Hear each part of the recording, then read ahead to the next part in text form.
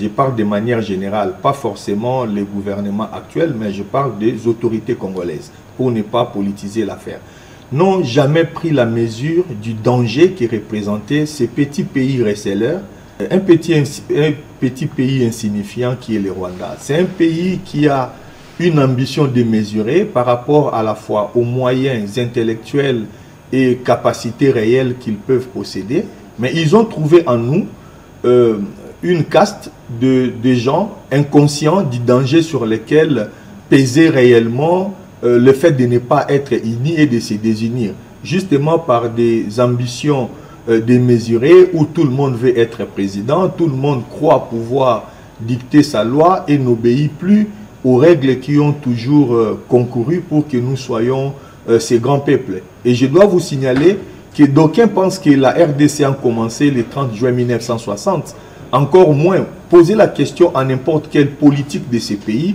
Lorsqu'il parle de la RDC, il vous parlera de 1482, 1483. Naturellement, l'arrivée des explorateurs dans ces pays. Mais ils ignorent tout simplement que le peuple Congo, c'est un peuple millénaire. Lui, ça fait 2 ans et demi qu'il n'y a aucun Congolais qui partirait de Kinshasa, qui va aller s'établir librement à Bunagana. Il y a des territoires dans notre pays depuis octobre 1996 où les populations autochtones sont systématiquement massacrées et qui sont repeuplées par des populations venues d'ailleurs. Je disais tout à l'heure lorsque j'ai parlé de l'origine du Front patriotique rwandais, connaissez-vous par exemple le nom de l'opération de l'armée ougandaise contre les Codeco en RDC? Le nom de l'opération, c'est Fred Rwigema. Qui est Fred Rwigema? C'est un des créateurs du Front patriotique rwandais. En fait, il y a une sorte de mépris. Je ne comprends pas, dans une certaine mesure, la passivité de certaines de nos autorités. Mesdames, Messieurs, bonsoir. Le plan de balkanisation de la République démocratique du Congo est en marche, surtout avec cette guerre d'agression que nous impose le Rwanda, avec ses velléités expansionnistes. Pas plus tard qu'il y a quelques semaines, vous avez entendu des discours du genre l'Est ou le Grand Kivu aurait appartenu au Rwanda, et pourtant dans les tracés depuis l'époque coloniale, la RDC c'est plus de 2 millions de kilomètres carrés, n'est-ce pas, dans ces tracés hérités de l'époque coloniale, 2 345 410 kilomètres carrés. La RDC, c'est 26 provinces.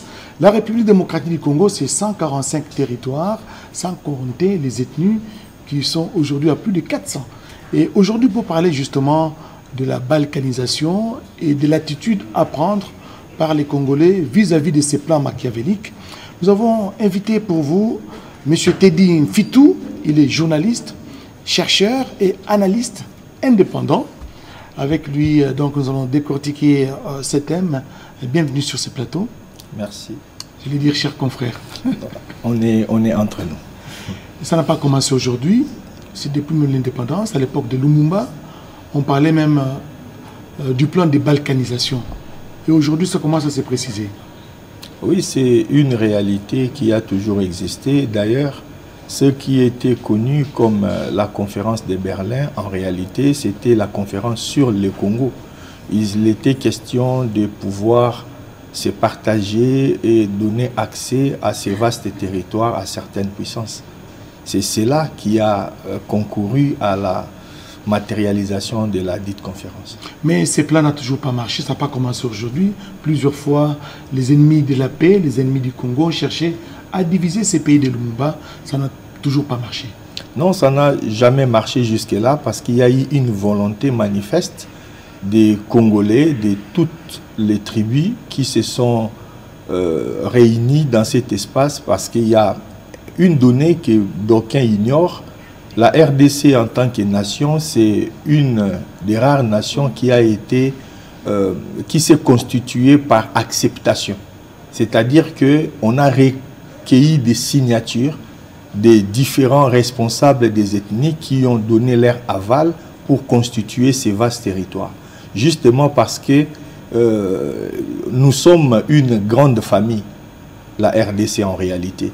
vous allez voir qu'il y a telle tribu, par exemple, vous parlez des Bayombe, mais ils se retrouvent dans le Congo central. Dans le Congo central, qui se retrouvent dans les grands espaces de Anamongo, qui partent du Sankuru et qui remontent vers l'Équateur.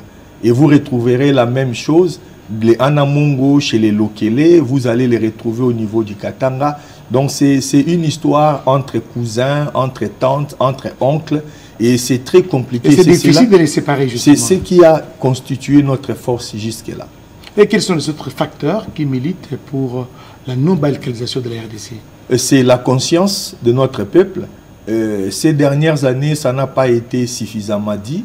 On n'a pas, sur le plan instructif, on n'a pas suffisamment expliqué aux Congolais le patriotisme, l'amour de ces vastes pays et les implications géopolitiques et géostratégiques.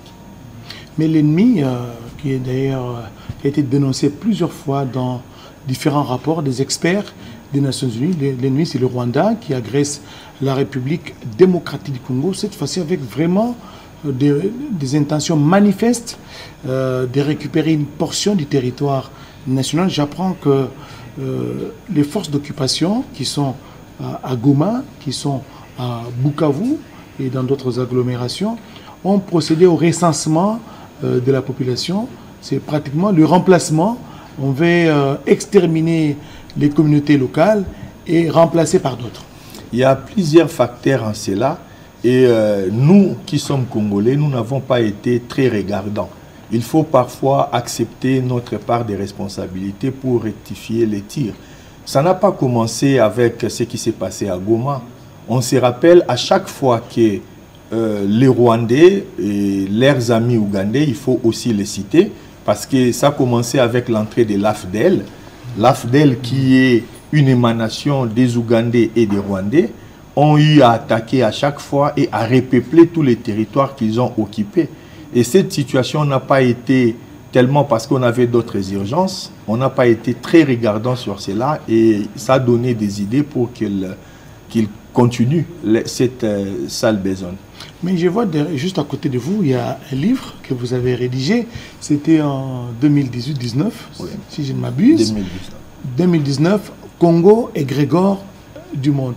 Quel est le contenu de cet ouvrage? Bon, ça c'est le premier ouvrage que j'ai publié. C'était en fin 2018, mais sur la couverture, on avait prévu de le sortir en 2019, mais ça a été quand même sorti en décembre 2018. Mais bon, on a gardé 2019 parce que c'est ce qui était prévu.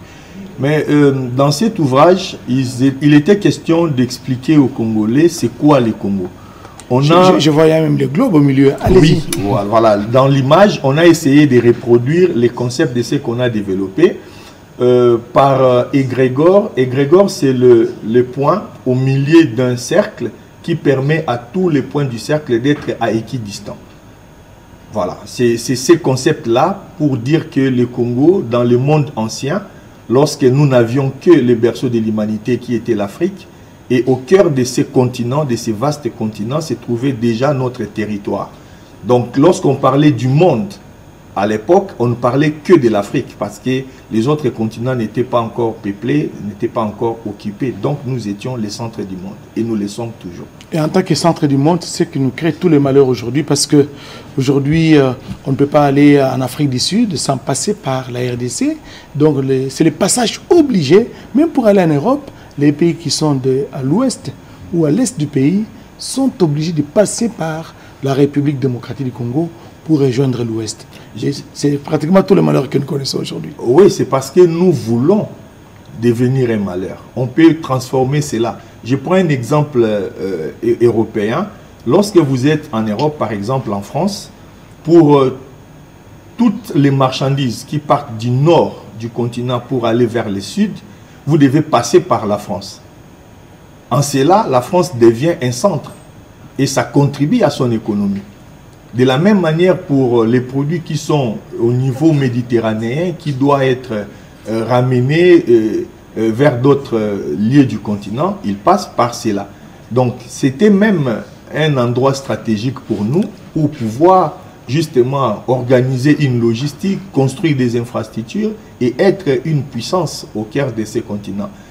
on n'a pas fait suffisamment, mais il y a encore de l'espoir qu'on puisse rectifier les tirs. Le plan de la balkanisation est en marche, disait un des pères de l'indépendance, Patrice Emery Lumumba, le tout premier ministre de la République. Et ces paroles continuent à résonner encore dans la mémoire des Congolais. Aujourd'hui, malheureusement, ce plan est mis en marche avec la bénédiction de certains Congolais que nous qualifions aujourd'hui de traîtres. Je vais citer ici Corneille Nangaa. Effectivement, je reviens d'abord sur l'ouvrage que vous aviez montré. Vous avez remarqué qu'on a écrit Congo pas avec la lettre C, comme nous l'écrivons, mais avec la lettre K. Est-ce que vous avez une idée de la différence entre Congo écrit avec la lettre K? Allez-y, je sais voilà. Que Congo, il y a l'Empire. Donc déjà, quand on dit Congo, nous sommes Congolais. Congo veut dire quoi? Ça n'a aucune explication. Congo avec la lettre C, ça n'a aucune explication. Mais vous pouvez avoir une idée en latin, ça vient de Congolinus, qui veut dire visqueux, boueux,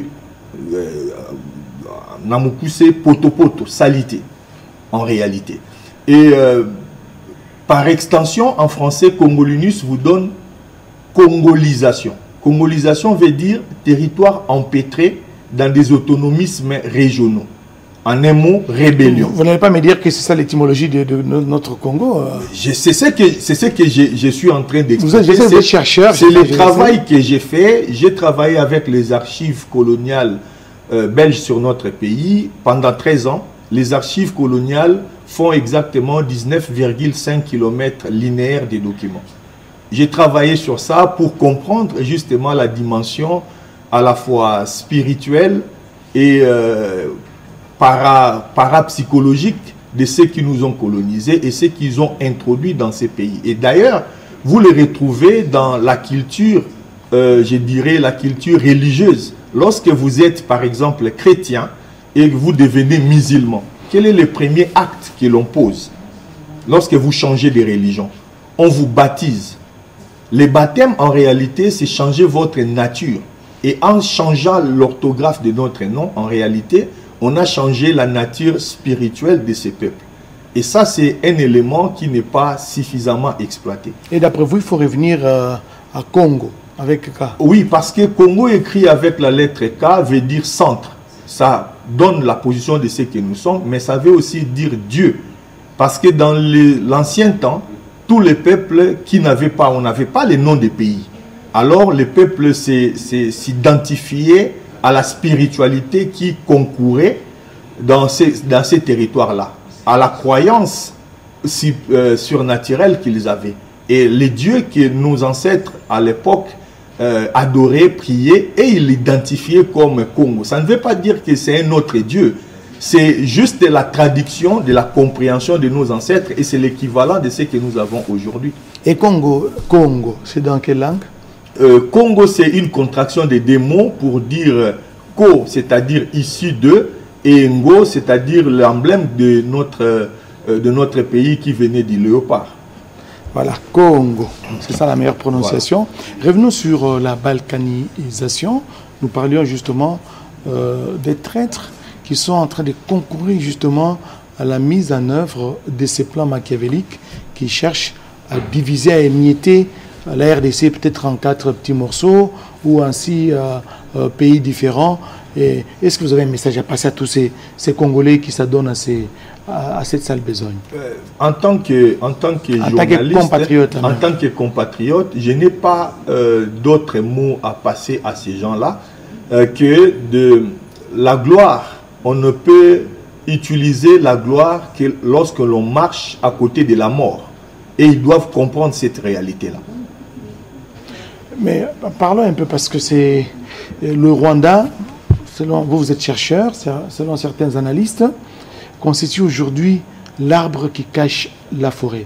Avec les différentes résolutions qui ont été votées, notamment celle du Conseil de sécurité des Nations Unies, la résolution 2773, pas plus tard qu'il y a quelques semaines, la Commission de l'Union européenne a pris un certain nombre de mesures ou des sanctions contre le Rwanda. Et pas plus tard qu'hier, le Canada a pris aussi des sanctions contre le Rwanda. Vous pensez qu'aujourd'hui, le Rwanda commence à être isolé de la scène et c'est la fin du règne pratiquement de Kagame?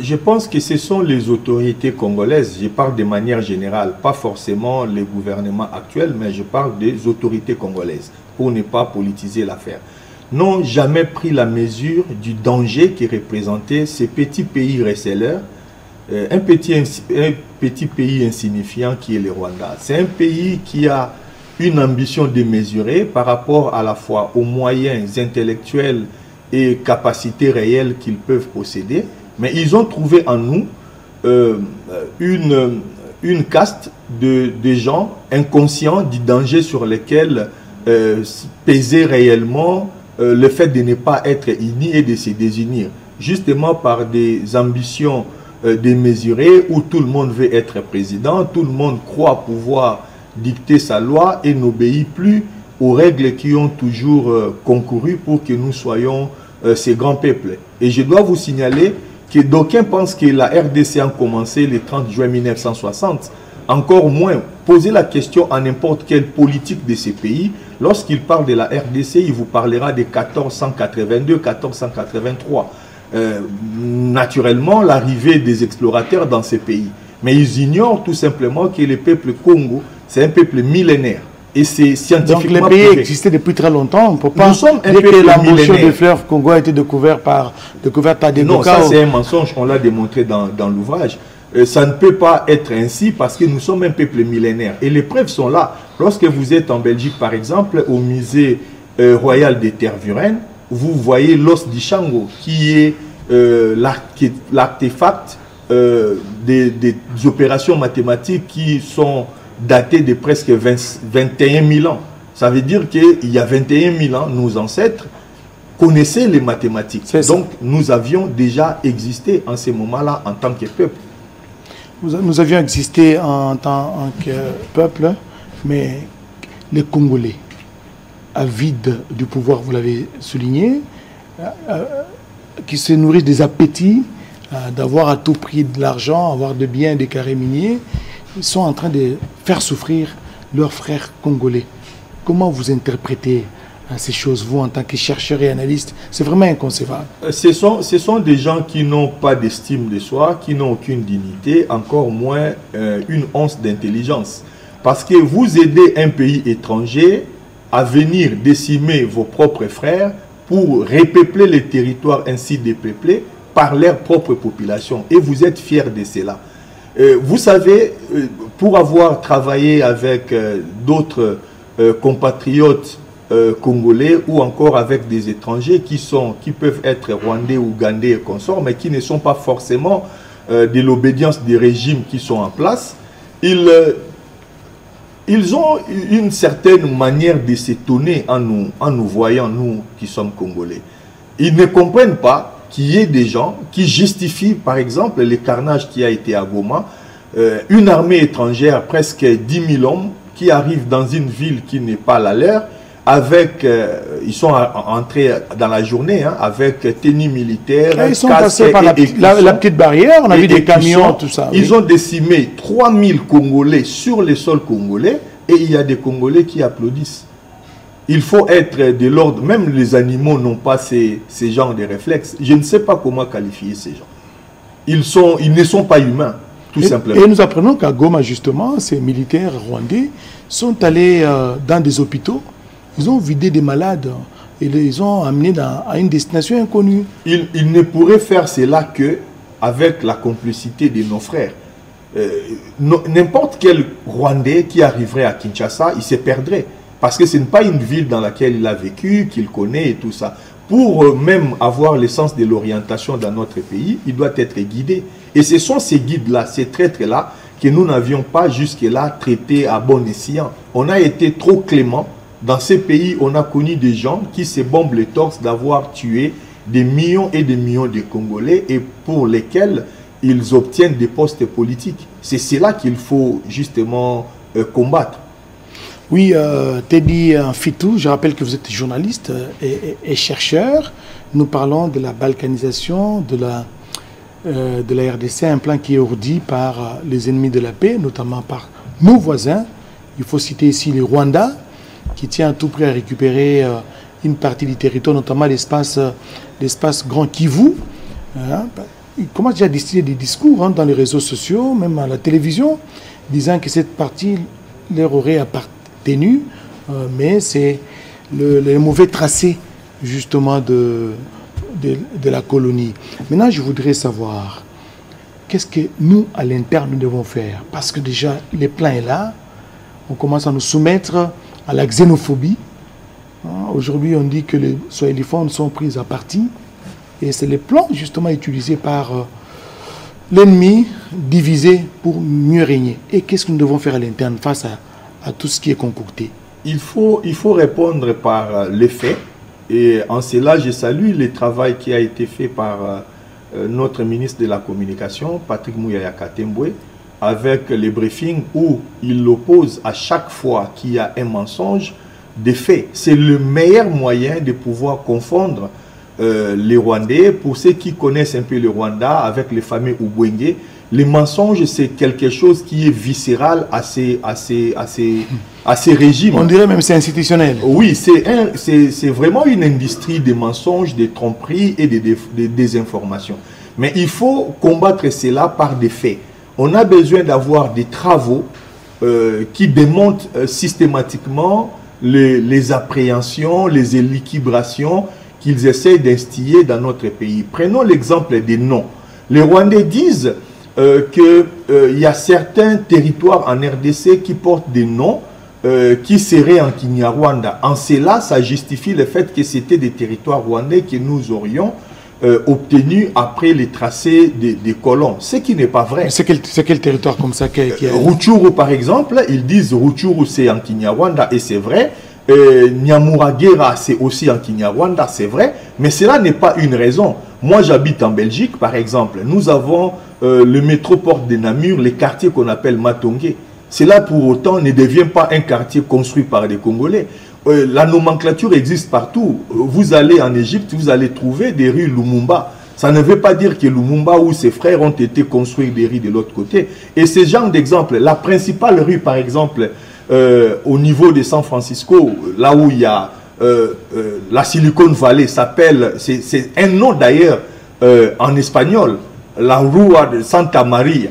Ça veut dire que ce n'est pas une rue espagnole. Silicon Valley, c'est là qu'il y a Facebook, qu'il y a Meta. Voilà, donc c'est dire que nous, on a été un peu tétanisés et la classe politique congolaise n'arrive pas à nommer les choses, à répondre par des faits, les choses qui sont des mensonges éhontés qu'on peut facilement démonter et trouver. On a même connu ici dans ces pays, à un moment donné, lorsque nous dénoncions à l'époque la volonté rwandaise portée par Robert Roy d'institutionnaliser Minembwe, il y a eu des Congolais qui se sont arrogés les droits de Minembwe, c'est dans les hauts plateaux, justement, dans la plaine de la Ruzizi. Oui, mais ce sont des territoires qui ont été créés pas par l'administration congolaise, mais par la rébellion du RCD. Il faut dire, ce sont des faits. Le RCD en 2004 a créé des territoires. Minembwe et Bunyakiri. C'est documenté dans les livres que vous voyez derrière. Donc, Congo et Grégor du Monde. Voilà.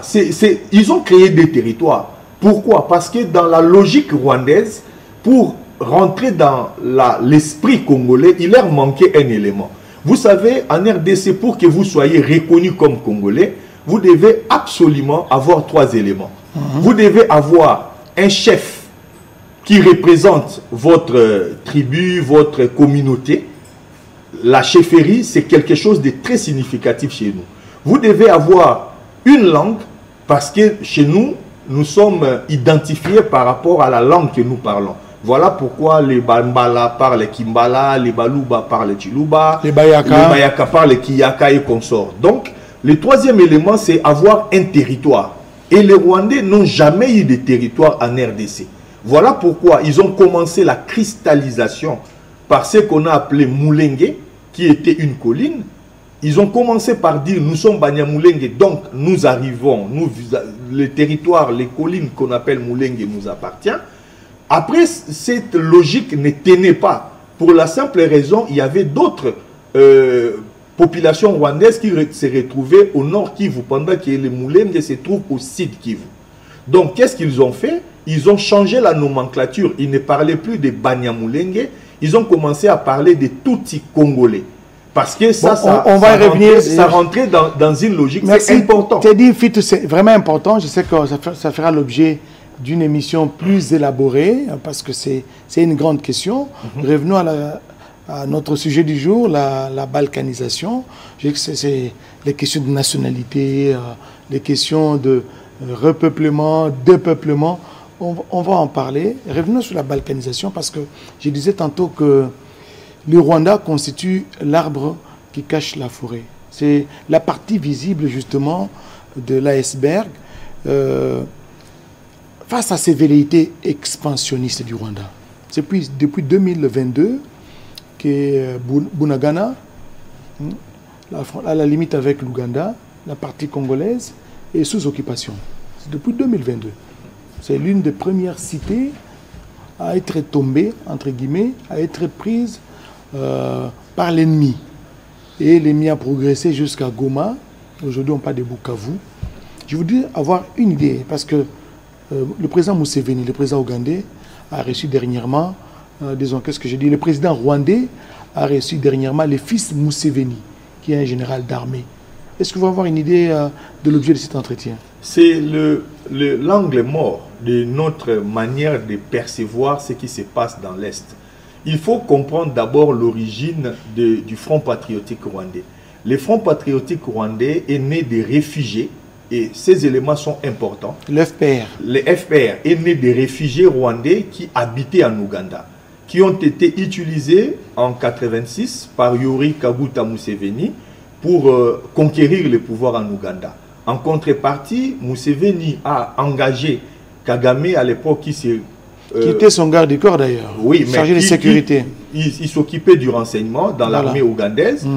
Après, ils ont été armés, équipés pour aller conquérir le pouvoir au Rwanda. Ce sont les mêmes militaires. Et vous allez retrouver des personnalités comme James Kabarebe, qui a été dans l'armée ougandaise, qui s'est retrouvé comme aide de camp de Kagame au niveau du Rwanda, qui a conduit la guerre de l'AFDEL en RDC et qui a été par la suite chef d'état-major. Et récemment, il a été sanctionné par les Nations Unies. Oui. Il y a lui Kanyuka. Ça, ce sont des personnalités sur lesquelles nous devons mettre de la lumière, parce que tous ceux qui parlent, toute la cohorte des Congolais en manque de positionnement qui sont de l'autre côté, dans les médias, ils disent être responsables, ils contrôlent quoi que ce soit, mais il n'en est rien.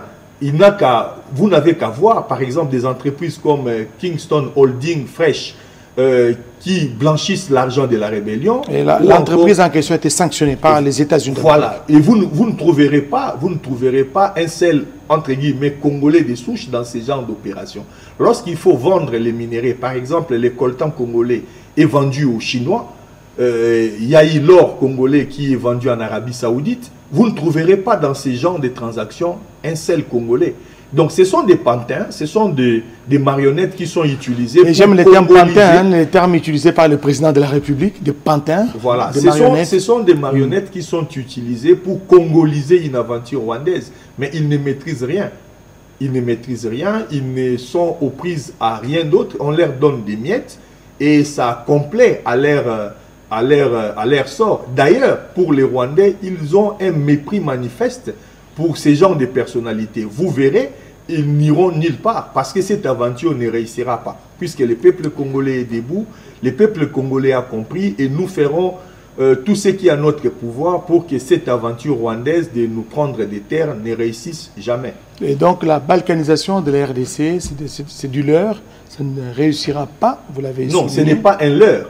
C'est une réalité, mais que nous devons combattre.